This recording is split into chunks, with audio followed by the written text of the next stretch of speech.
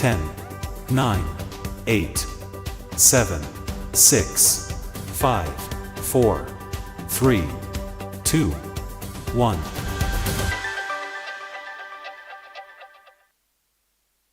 Hello and welcome. You are with the earnings press conference for Tata Consultancy Services. We're here to talk about our fourth quarter FY25 results. Without further ado, I'm going to introduce the management. We have with us K. Krithivasan, MD and CEO, our CFO, Samir Siksaria, and our CHRO, Milind Lakkar. We are live on all social media platforms and we have our friends from the media over here. So we're going to start with a CEO address and then followed by questions. Krithi, the floor is yours.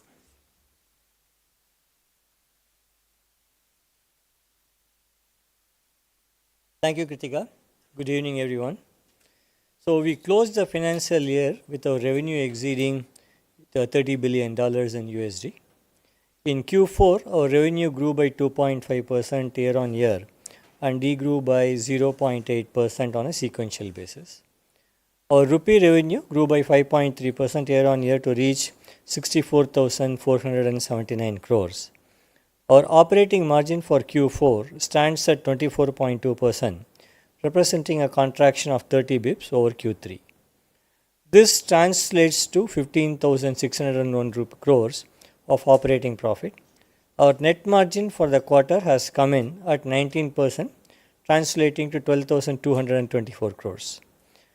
Our EPS reached 33.79 per share. Cash from operations at 15,294 crores, representing a strong conversion of 125.1% of net profit. We had spoken about the improving market sentiments and early signs of discretionary spend revival in January. But as you know, this was not sustained due to many of the discussions around tariff. We are observing delays in decision making and project starting with respect to discretionary investments. Despite this, all our major geographies exhibited growth on a sequential basis. On a sequential basis, North America and UK grew by 0.2% and Europe grew by 1.2%. New growth markets of Asia Pacific and Middle East and Africa also grew positively this quarter. After many consecutive quarters of strong growth, India experienced a degrowth of 13.2% in this quarter. Among the verticals on a sequential basis, BFSI grew by 1.3% and energy resources and utilities grew by 1.1%. Our communications and media and tech services business also experienced marginal growth. However, our consumer business degrew by 0.7% and life sciences and healthcare degrew by 0.8%. Manufacturing degrew marginally by 0.1%. TCS banks and products and platform continued their growth momentum. Our customer metrics continue to remain resilient. The number of customers from whom we make more than 100 million rose by 2 to 64 customers on a year-on-year basis. In addition, our customer base of 1 million stands at 1,332, an increase of 38 over last year. We had a very strong order book closure again this quarter. Our order book closure for the quarter stands at $12.2 billion. This is the second highest quarterly order book and does not include any mega deals. Our order book for North America stood at $6.8 billion. For BFSI at $4 billion and consumer business at $1.7 billion. Most geographies and business groups had strong order book closures. By the end of Q4, our net employee count stood at 607,979, a net increase of 625 associates. Our IT services attrition stood at 13.3%. We are seeing significant traction for GenAI and Agentic AI services and solutions across industries and markets. Over 580 AI for business engagements were delivered or in flight during this quarter. We are investing in Agentic AI form with 150 plus solutions across finance and accounting, supply chain, sourcing and procurement, HR and customer experience to enable customers in their journey towards autonomous GBS. We also enhanced our Wisdom Next 2.0 platform to offer agentic capabilities. The new features will enable faster onboarding, centralized governance, enhanced security guardrails, and a wide spectrum of pluggable solutions to accelerate innovation. For a global financial services major, we are using a combination of GenAI and TCS Mastercraft to migrate over 50 million lines of COBOL code to Java. In Q4, we applied for 267 patents and were granted 235 patents. Coming to full year commentary, our revenue for FY25 stands at 255,324 crores, 2,55,324 crores, representing a rupee growth of 6% and USD growth of 3.8%. On a constant currency basis, we grew by 4.2% in FY24 compared to 3.4% in FY24. Our operating for the year is 62,165 crores at a full year operating margin of 24.3%. Our net profit for FY25 is at INR 48,533 crores at a net margin of 19% and a full year EPS of INR 134.19. Cash from operations stands at INR 51,426 crores, which is 105.9% of the net profit. For full year, UK grew by 4%, Europe was flattish at 0.7% and North America degrew by 1.8%. India grew by 62.6%, LATAM by 6%, APAC by 6.8% and MEA grew by 11.2%. Among the verticals, banking grew by 0.7%, consumer business by 0.3%, manufacturing by 2.9% and energy, resources and utilities grew by 5.1%. In FY25, life sciences degrew by 1.6%, technology services by 1.3% and comms by 9.5%. The board has proposed a final dividend of Rs 30, bringing the total dividend for the year to Rs 126 per share. As all of you would have noticed, we also announced the appointment of Ms. Aarti Subramanian as the President and Chief Operating Officer and Mr. Mangesh Sathe as the Chief Strategy Officer. Both are well-known industry veterans and bring immense expertise on helping businesses adopt new technology and consulting. We welcome Aarti and Mangesh into the TCS family. With that, I hand it back to Kritika and we'll open it up for questions. Back to you, Kritika. Thank you, Kriti. We'll start, as always, Reema Tendulkar from CNBC TV 18. Gentlemen, good evening. So Kriti, first question is for Q4 and FY25, if you could just tell us what was the growth X of BSNL, could you put that into numbers? FY26, how will it compare versus FY25? And also, given the macro uncertainty, are we seeing deal cancellations, ramp downs or pauses? If yes, what's the extent of it and in which sectors? Samir, if you could explain the margin performance, 24.2 versus 26% on a year-on-year basis. That's a sharp decline. And next year, do you think margins, you can do better given the low margin deal BSNL ramps down? And Milind, on wage hikes and hiring. Thank you. Reema, as I mentioned, overall, while we had a degrowth of 0.8% on a sequential basis, all the major markets grew. Most of the industry verticals grew. Our international business had a positive growth. Okay, I will not be able to call out what is the extent of BSNL degrowth here. What would be the international business growth? So international will be approximately sequentially, right? 0.6%. 0.6%. Okay. On last quarter also I mentioned that we said CY25, we expect this to be better than CY24. We still believe, based on the order book that we have announced and kind of deals we have signed, while there could be some short-term uncertainties, FY26 would be a better year than FY25. Okay. On the overall business environment, while till February we were quite positive and we were seeing very optimistic about the quarter. we started seeing some amount of some uncertainty creeping in March and resulting in some project delays, some decision making delays. We have not seen any major project cancellations. There are some ramp downs here and there, but there are some delays in decision making, and that's what we observe at this time. And as I said, we believe that maybe over the course of next few months, this uncertainty should settle in, and we should be back to business. So, Rima, from a Q4 to Q4 margin perspective, I think TCS was the only company who probably gave a full cycle of increments and also did merit-based interventions regularly through the period. That, as well as combined with investments in capability building, in our infrastructure expansion further, is the overall impact which we are seeing. Sequential basis, the margin impact was 30 basis points. Also on merit-based interventions or tactical interventions which were done through this quarter sequentially. You asked about FY26, absolutely. So first, our overall guidance range, or the guidance beacon which we call it, still remains at 26 to 28%. There is a gap, and given the current environment, there might be some impact on the operating leverage, maybe because of utilization taking a impact.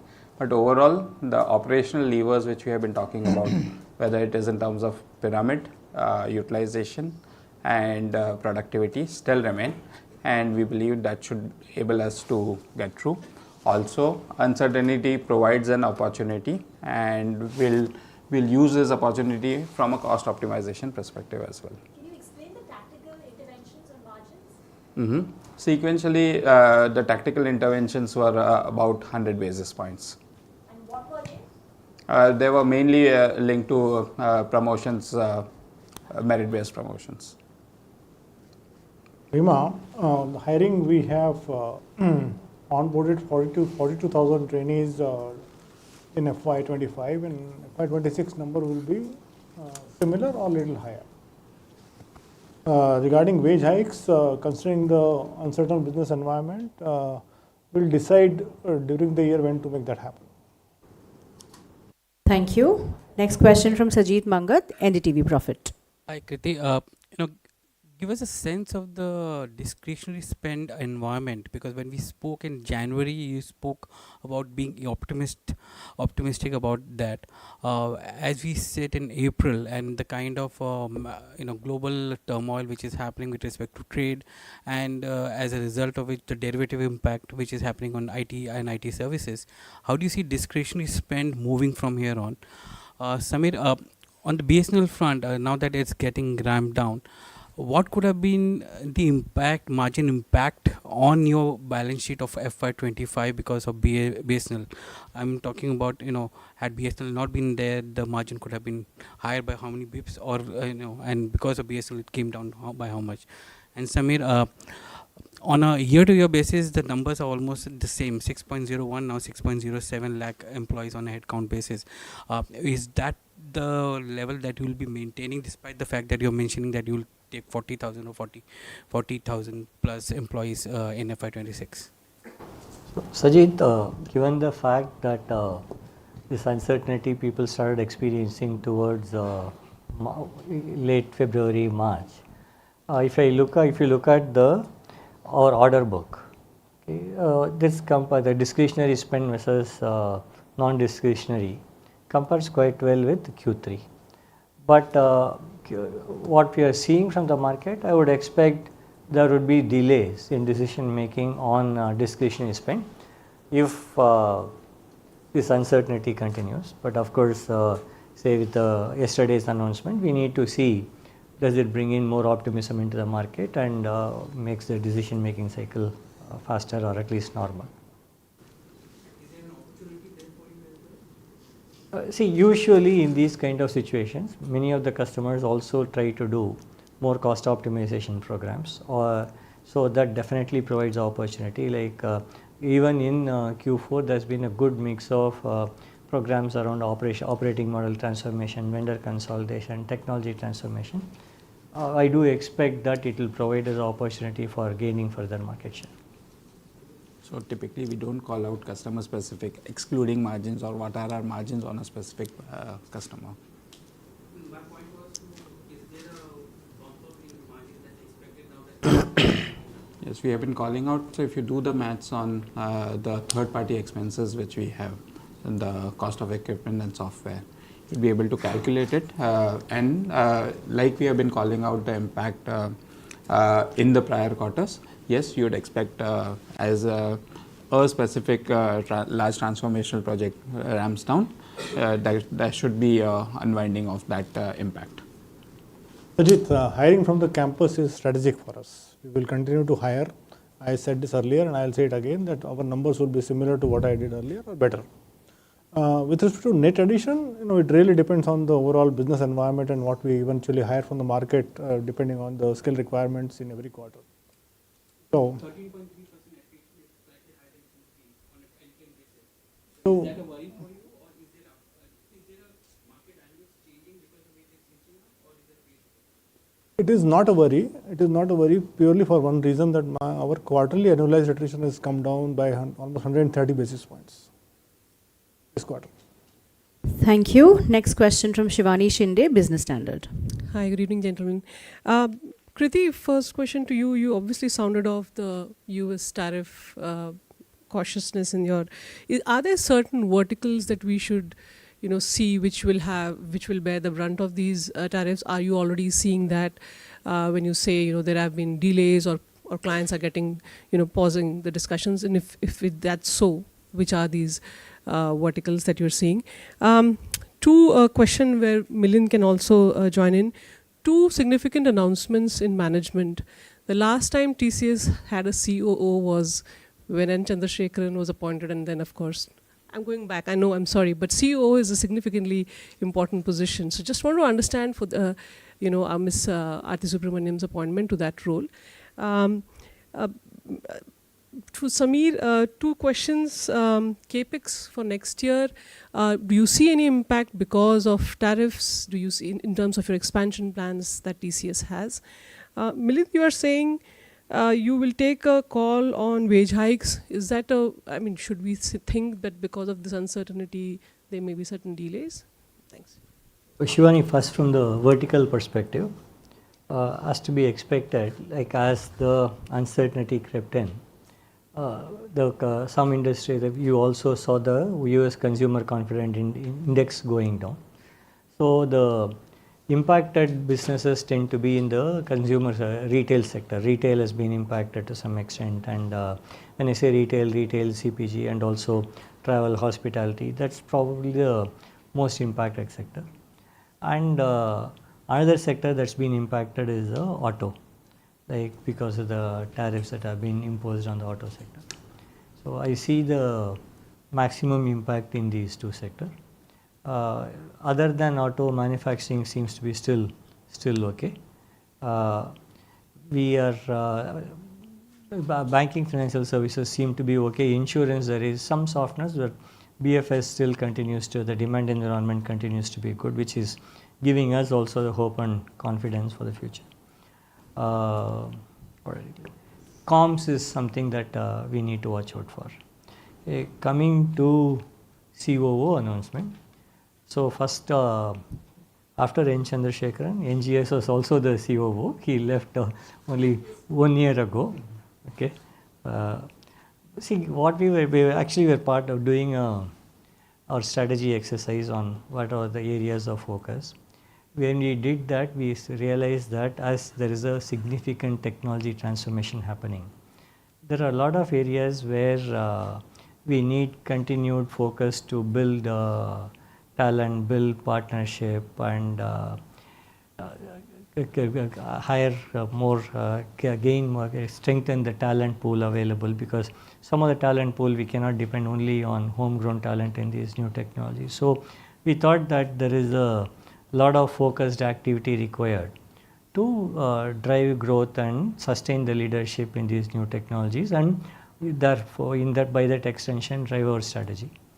So then we were looking at what are the leadership options and bandwidth available. We realized that it's important that we add to the bandwidth of leadership that's already available with us. Aarti knows, I know that how many of you know, Aarti was with TCS before. She knows TCS quite well. She's been part of the TCS board. Also at the same time, being part as a chief digital officer of Tata Group, she has extensive experience in how the businesses run and how businesses adopt technology. So we thought it would be most appropriate for us to have someone like her as a COO, and the Tata Group has been kind enough to let us have her with us. So that's a background. Shivani. Sorry. Go ahead. Sorry. Shivani, yes, I think because of the uncertain environment, we will decide on the wage rise during the year. It can be anytime, but it will really depend on the environment. On capex, if you look at this year, our capex was significantly higher than the previous year. We did approximately 5,000 crores in capex compared to about 2,700 in the previous year. In terms of investments continuing into the next year, we don't plan to scale it down. Investments in talent, in innovation, infrastructure or partnerships. Currently, there are no plans to scale any of them down. Next question from Ankur Mishra, ET Now. Wanted to understand from you your presence in North America, which you talk about over year-on-year basis. From about 50%, it has come down to 48% or so. I want to understand what is your strategy further. Do you plan to continue to maintain this kind of geographical presence, meaning the focus on North America? Is there a rethink on that? And how has been the quarter, particularly in terms of performance from that region? You have mentioned, Samir, about 26 to 28% margins. But is there any timeline you see, when you are going to achieve that, and what gives you confidence for that? Milind, I want to understand from you the attrition rate. Are you comfortable with that, or you see it as a challenging thing? So Ankur, from a North America perspective, it will be a main geography, almost like a home market for us, a foreseeable future. Okay, because there are large enterprises that invest in technology a lot, and we find there's greater opportunity for us to participate in those technology transformation. For the quarter, we did grow marginally, but 0.2% on a Q-on-Q basis. As I said, all major markets grew for us. What you see as going down to 48% is to some extent India geography also having significant growth. So because of that, you find some market share move from North America to the rest of the world. So that's a shrinkage, but I don't think otherwise our focus on North America will continue. And given the overall certainty which currently prevails and the dynamic nature in which things are changing, it's difficult to give a timeline in terms of when. We have executed it in the past, so we are well confident in terms of how we can achieve it. What gives us confidence in terms of are the levers which you talked about, the operational levers, whether it is in terms of productivity or realization, going for a better pyramid mix, or the improvement in revenue mix also can help. Ankur, attrition has inched up a bit from 13 to 13.3 in this quarter.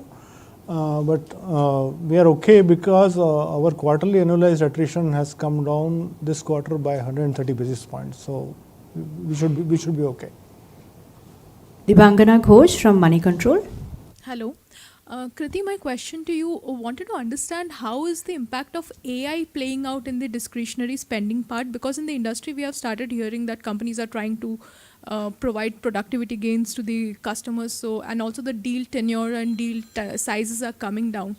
So wanted to get a bit of understanding on how it is playing out for TCS. Samir, on the basis of that, will passing on productivity gains from AI impact the margins in the short term? And Milind wanted to understand.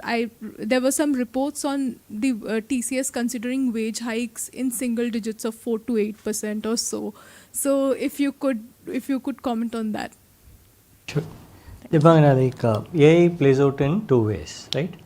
There are projects which we call AI for business.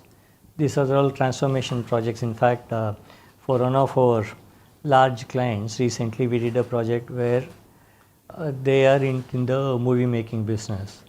We are able to use AI to read the script, find out which are those scenes where are dangerous, where you need special license to take, which are the scripts where the property branding could be enhanced. So there are a lot of opportunities in AI which previously you would have done in a manual way, and maybe taken more time, and maybe may not have been accurate. So it creates two sets of projects, AI for business as we call it, and then AI for IT, which are primarily software engineering projects. So the deflation in productivity is because it's AI for business is mostly a net new opportunity. This is AI for IT where there is a productivity gain comes in. So we try to, whatever projects we do, whether it's a maintenance program or it's a new development, we try to infuse AI as much as possible. And if there are any productivity gains, depend, because the kind of productivity gain you get will vary based on the technology and based on the platform in which you are using it. So we do share those benefits with our customers, and there are if it becomes if you have to give a productivity gain, we will give the gain to the customers as well.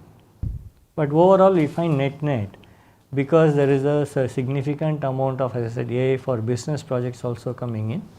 We believe net there won't be a overall reduction in the volume of work that's being done. In your question on in the short term, would there be a margin impact? There won't be, because one, the investments which are being done are already carrying on. Second, in terms of directly linked to the productivity question, it is about sharing gains which are realized. So there also there won't be any impact. We did not at least observe this in a significant way this quarter of the deal duration coming down. Devangana, I think I responded to wage hikes already with respect to the fact that due to uncertain environment we will decide during the year when that's going to happen, and the quantum of it also we will decide at that time only. Ekta Suri from Z Business.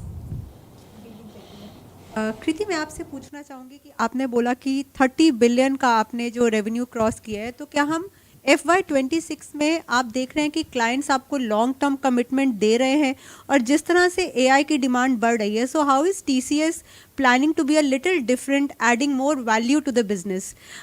Sameer, आपसे पूछना चाहूँगी, operating margin थोड़ा सा गिरा है, ये क्या global issues जो चल रहे हैं, टैरिफ वॉर्स तो अभी शुरू हुए हैं, आप कहाँ पर प्रेशर देख रहे हैं? डील साइज में फ़र्क आ रहा है, या फिर कहाँ पर आप कॉस्ट बढ़ती देख रहे हैं? समीर, आपसे पूछना चाहेंगे कि आपने अपनी एम्प्लॉयज़ को भी AI में ट्रेन किया, और AI की डिमांड बहुत बढ़ी है, तो क्या हम FY26 में ये इम्पैक्ट देख सकते हैं कि आप न्यू हायरिंग की बजाय आप अपने जो आपने टैलेंट जो ब्रश किया है उसी का ज़्यादा इस्तेमाल करें, और वो कहीं हायरिंग पे इम्पैक्ट होगा उसका? So Ekta, on a deal, long-term commitment from our customers, one way to look at it is what is the length of duration of the deals. As you mentioned, the deal duration hasn't changed, and as you mentioned, the TCV that we signed this quarter, even without any mega deals, is probably the second highest for us, right? It's a 12.2 billion. The previous high had a significant portion of mega deals in it. So we are not seeing any reduction or reduced commitment from our customer. In fact, the engagements are only stronger. And in fact, it relates to our second question, because how do we bring value to our customers through AI? So that is actually what is increasing the commitment and engagement with our customers. Each one of our business groups looking at the value chain of their customers' industry segment, looking at what are the opportunities where AI can bring them immediate value, or where you can in fact disrupt the value chain, bring more sustained value. So That's what our teams go back to customer with. That's where we differentiate ourselves, helping them leverage the technology investment they have made and getting the business benefit. And we are very confident that we'll be able to deliver more value to them through AI. So your question on whether the slight drop in margin was due to current macro getting impacted, as I explained earlier, it is more linked to the investments which you made, the tactical interventions which I talked about, and some part of it is on higher elevated expenses in this quarter, which was linked to either purpose-driven initiatives on CSR or higher travel or marketing linked events. So not directly linked to anything on how the macro is turning out in the past couple of weeks. Do we see cost escalation? I think I mentioned about one part. In an environment where things are uncertain, our operating leverage gets impacted a bit because you might have to carry higher bench or the utilization gets impacted. Ekta hiring का impact AI के कारण इसको एक बार जैसे कृति ने बताया आपको कि एआई फॉर बिजनेस यह एकदम नई अपॉर्चुनिटी है, तो उसके लिए नए लोग, नए additional people we will need. AI for IT का कितना इम्पैक्ट होगा अभी too early to say, but हमारा ऐसा मानना है कि जैसे आगे बढ़ेंगे तो यस, जैसे कृति ने कहा कि प्रोडक्टिविटी देंगे हम, लेकिन we'll do more work, we'll deliver more work for our customers, we'll need more, same or more number of people to deliver that work. So I don't see an impact on hiring because of AI.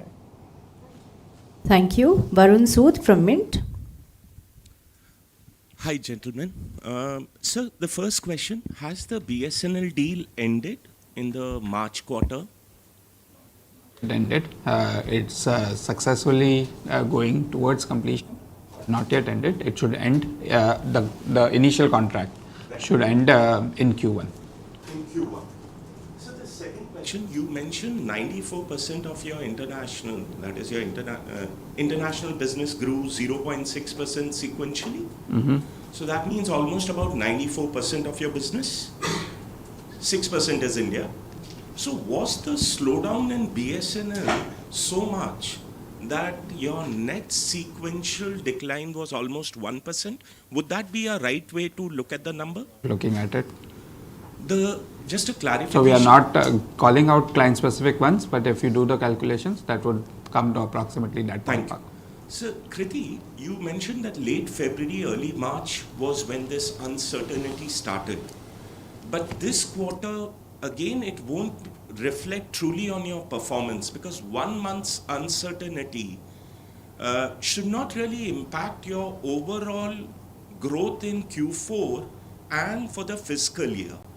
So I'm just trying to understand, is it just that the BSNL deal, the ramp downs happened and full year revenue decline is almost, full year growth is almost the slowest in 4 years? Are there more such ramp downs?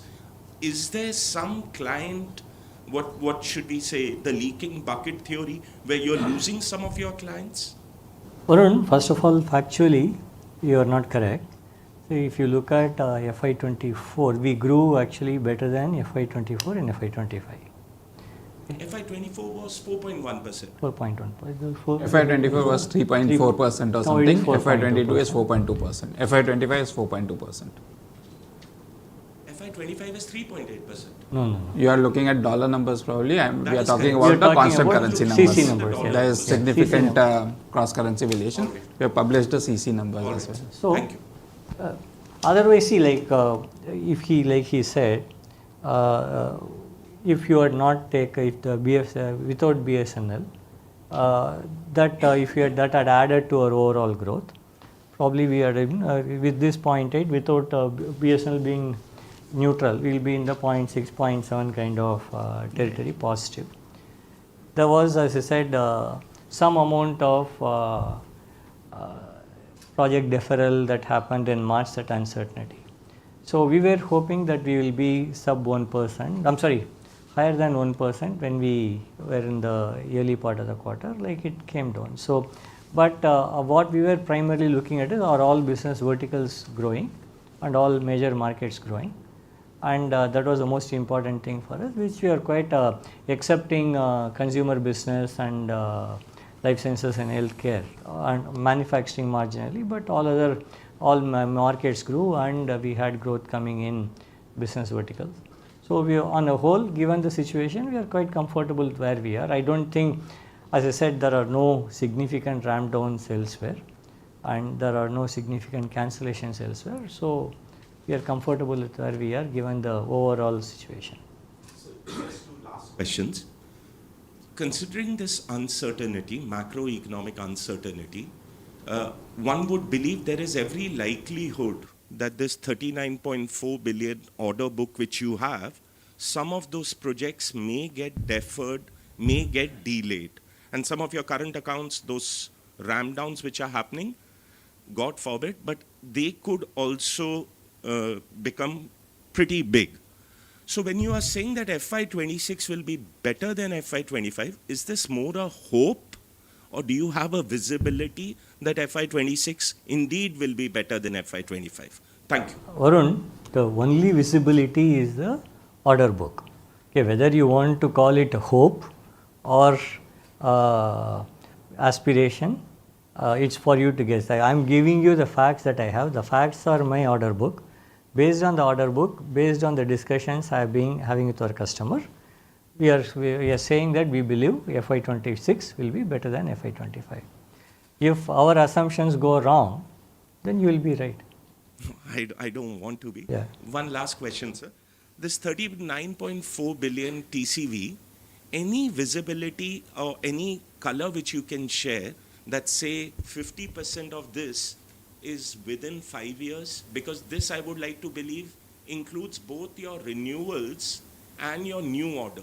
Can you share any number of say 30% or 40% of this order book will be translated to the revenue within 2 or 5 years? Because it gives much better understanding how your order book is translating to revenue. Thank you.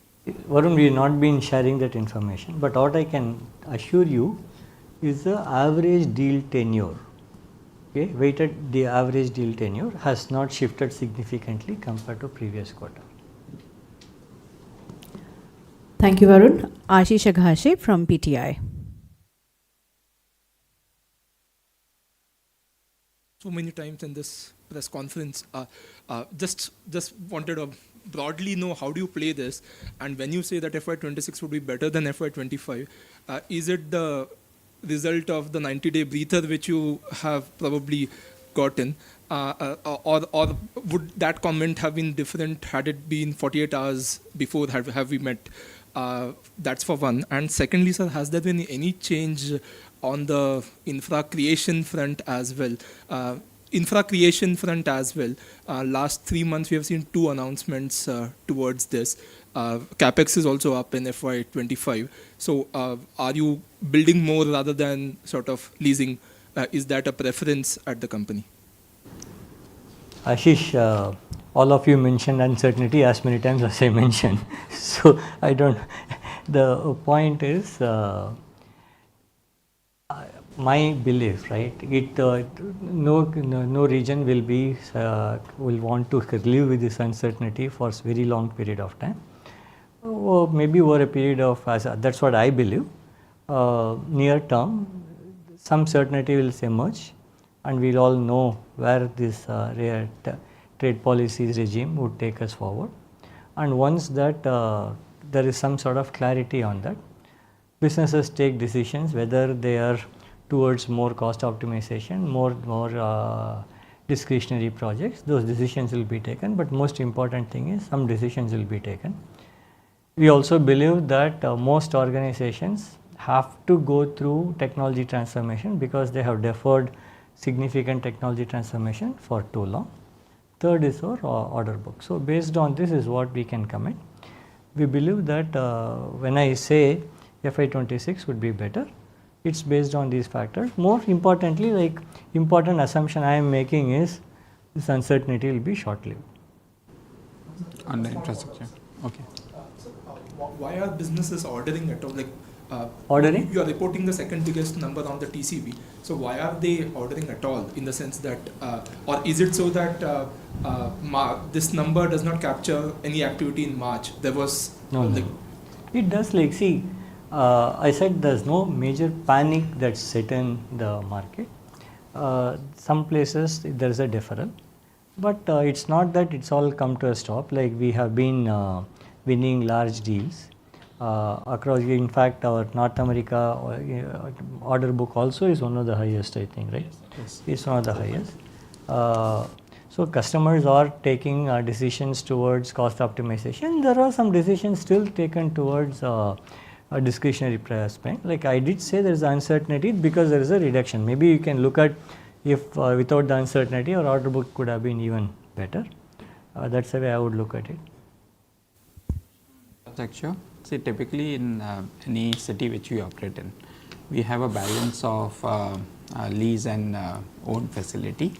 And if you look at the two announcements which you talked about, one is currently a lease with an option to buy at a later date, and the land acquisition which we talked about is a thing where we have bought the land and we will be building up capacity over the next 3 years. There is no change in from an intra decision perspective. Thank you, Ashish. Next question from Himanshi from the Economic Times. So I want to ask about, and I know you've also already answered about it, but BFSI in the Americas, are you seeing, deal momentum slowing down there? Could you elaborate a little bit? Also, Milind sir, is there a visibility on the upcoming quarters, especially the next 90 days? There's a lot of uncertainty. Any visibility on headcount growth in the upcoming quarter? So BFSI in general, and particularly in North America, I still find the growth has been good in Q4 as well. And globally also what we declared is a good growth compared to most other business verticals. And the deal momentum is also continuing to be robust for us in BFSI North America. Only segment where we find some softness could be insurance, but rest of it's been quite robust. Himanshi, as I said, we continue to hire from the campus, and similar or little larger number than what we had last year. That will continue. What happens next quarter, what is the net headcount increase, depends on many other factors, which will be dependent on the business environment we are in right now. Next question from Lalatendu Mishra from The Hindu. Good evening, gentlemen. My question is about the trade war, the noisy trade war that is happening.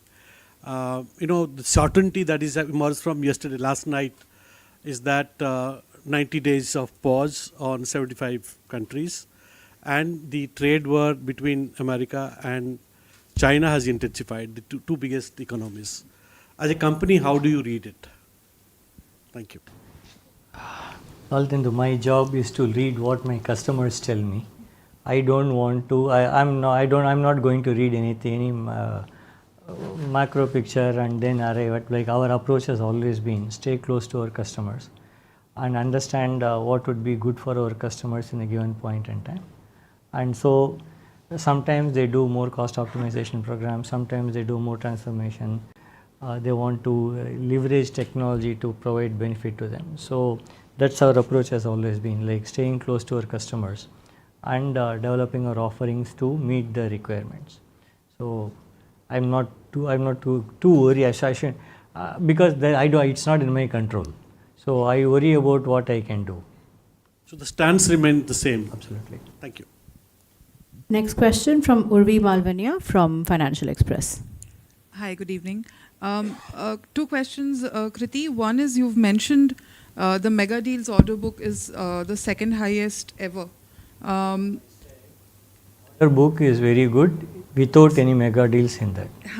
So basically, if you can give some color on which deal segment you're seeing most traction, and if some color on how much Gen AI adoption by clients is driving the order book.